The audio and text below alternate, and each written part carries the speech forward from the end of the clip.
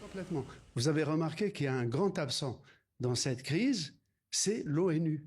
L'ONU qui pourtant est au centre des relations internationales, c'est elle qui justifie l'existence de l'architecture juridique du monde tel qu'il est aujourd'hui.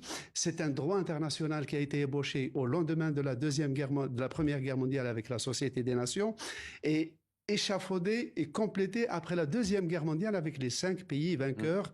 Tout cela a géré pendant la guerre froide toutes les relations internationales passées par l'ONU, comme caisse de résonance de la communauté internationale, comme lieu d'arbitrage, de résolution des conflits. Et c'est une résolution de l'ONU, ça veut dire un consensus international. C'est ça ce qui lui donne sa validité intrinsèque. Or, ce à quoi on assiste maintenant, c'est une politique qui non seulement est en dehors du droit international, on ne menace pas un chef de l'État de le tuer. On n'attaque pas une capitale d'un pays souverain, quel que soit le régime qui soit à la tête de ce pays. Ça ne se fait pas, c'est contre le droit international. Non seulement donc ça se passe en dehors du droit international, mais un des pays qui soutient cette ignorance du droit international, c'est un des pays promoteurs, c'est-à-dire les États-Unis, qui sont l'hôte des Nations Unies, avec le soutien d'une partie des Européens.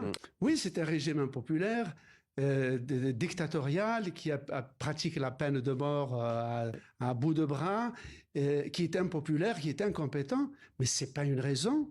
Le droit international ne permet pas d'attaquer un pays parce qu'un pays, ce n'est pas seulement un régime.